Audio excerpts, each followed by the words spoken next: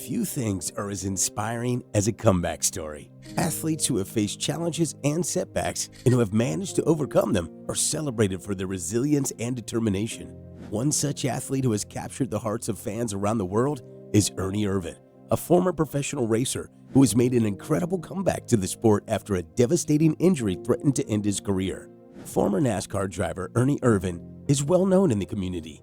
The 63-year-old has 15 wins to his name, including the Daytona 500, the night race at Bristol, and both road courses. He won at Talladega, the longest track in the sport, and at Martinsville, the shortest. He won 15 Cup races in all, and as he grabbed each trophy, memories of the circumstances behind each win came back. However, Ernie has also endured two big crashes. Coincidentally, they came on the same track. The primary culprit was the Michigan International Speedway, and Ernie was even out of action for a while. The memories were potent when he picked up the Michigan Trophy, his 15th and final win 20 years ago this summer, and not just because it was the last Cup race he ever won, but because of the brutal crashes before and after that win and the life-saving maneuvers of a doctor who arrived at his car. Without that doctor and helicopter on site, he says he would have died at the track and never gotten that final win. All the things put together, it was just kind of a miracle, he says. When Ernie Irvan joined Robert Yates Racing in late 1993 to replace Allison, he had long been considered a fiercely competitive and highly talented driver. When he won his third race in the Yates car in the 10th race of the 1994 season, he appeared poised to take the next step and win a championship. It was just instant success, instant speed, says Doug Yates, RYR's chief engine builder and son of owner Robert Yates. It was a perfect driver for our number 28 Texaco Havoline Ford. We couldn't ask for anybody better to succeed. On the Friday of the August Michigan race, Ernie, Doug Yates, and their wives played Monopoly in Robert Yates' motorhome parked inside Michigan International Speedway. Soon he stacked bills high in front of him, and everybody else was out of money. He beat them all. That game of Monopoly is Ernie's last memory for 3 weeks. It all started when Ernie's Ford Thunderbird encountered some handling issues, so crew chief Larry McReynolds called him into the pit. However, Ernie was adamant that he wanted to stay out for one extra lap. That proved to be his undoing, as then his front right tire blew up spectacularly and slammed into the wall. He was bleeding badly, and he said he would have died right there in the car if Dr. John Mano, stationed nearby, hadn't arrived so quickly. Ernie was in danger of drowning in his own blood, so Mano performed an emergency tracheotomy inside the car. He cut a slit in Ernie's throat and inserted a tube to allow him to breathe. He was on a helicopter 23 minutes later and flown to a hospital in Ann Arbor. Ernie suffered a traumatic brain injury, a skull fracture, and chest injuries. Doctors gave him a 10% chance to live. When something serious happens, an eeriness comes over the garage.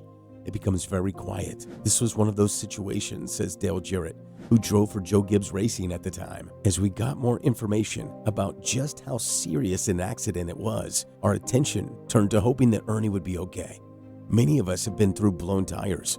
This was one of the severe cases of what can happen. The next few days were harrowing, and nobody was sure he would survive, but he miraculously pulled through. Of course, they cleared him to race in September 1995. When he finally returned, he drove in a few truck races to get back into shape before returning to the Cup Series. Ernie never lost his speed despite the extended absence, qualifying 7th in his first race back. Despite facing a life-changing setback, he continued to push forward and refused to give up on his dreams. Through sheer hard work and dedication, Ernie again transformed himself into a force to be reckoned with. In 1996, Ernie even won at Loudon in his 19th race back and again at Richmond a few months later. It was just a miracle, really, that he could even be back driving a race car after everything he'd been through, says Jarrett, who won the 1999 championship for RYR and is now a NASCAR analyst on NBC. He had such a near-death experience, and here he was performing at a high level once again. The wreck left Ernie with lingering vision issues, so he raced with a patch over one eye. He was as good or better as anybody with one eye, Doug Yates says. This guy is the most talented and toughest guy I've been around. It was truly amazing. In preparation for the 1997 season, Robert Yates Racing was searching for a new crew chief to replace Larry McReynolds, who had left. Mark Reno went to their office in Charlotte for an interview and was still offered the job. As the season started, the cars Reno built and Irvan drove were fast, but they both say they let a few wins get away. I remember in 1997 thinking, God, he is fast, says Kyle Petty, who drove for a team he owned that season and is now a NASCAR analyst on NBC. he was back as a contender. Ernie and Reno must have had high expectations at Michigan for that June race. Though Ernie had never won there, he had finished in the top 5 in the 2 previous races. Ernie started the 20th on June 15, 1997. He took the lead for the first time on lap 163 of 200 and led for 12 laps. He resumed the top spot on lap 180. He started to cry with 10 laps to go as he took the white flag. Ernie thought about his wreck from 3 years before. He looked at the wall that nearly killed him as he zoomed past it. I'm thinking, man, I've got to get through the corner because that was the corner I crashed in, he says. But everything went smoothly. After he pulled to a stop in Victory Lane, his wife Kim leaned in to kiss him. The first thing I thought of is, I finally conquered this place. It didn't get me. I got them, he says.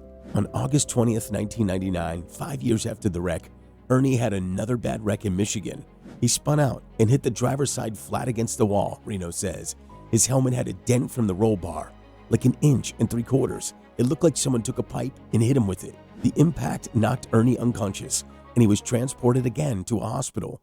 While his injuries were less dramatic than the first Michigan wreck, they proved to be career-ending. After retiring, Ernie started the Race to Safety Foundation and ran it for a few years to promote head injury awareness. One of the foundation's major fundraising events was a track walk at Michigan, at which donors could walk a lap around the track that nearly killed him, then gave him one of the most memorable wins in NASCAR history, then ended his career. As the Monster Energy NASCAR Cup Series races on Sunday at Michigan, Ernie will move into his new home in Florida. Somewhere deep in his moving truck will be that Michigan trophy. When he takes it out of the box and puts it up in his new trophy room, he will think again of those 3 incredible days at Michigan. 2 terrible wrecks sandwiched around an unbelievable win. Ernie's story is one of perseverance and grit as he navigated the difficult road to recovery following a serious car accident. Despite being told that he may never drive again, Ernie refused to give up on his dream of returning to the sport that he loved. Through hard work and dedication, he slowly began to rebuild his strength and stamina, and eventually found himself back in the car, ready to compete once more. But what about you? Is this your first time hearing about Ernie's crazy story? Make sure to let us know in the comments below and subscribe to the channel as a sacrifice to the gods of the algorithm. Thanks for watching.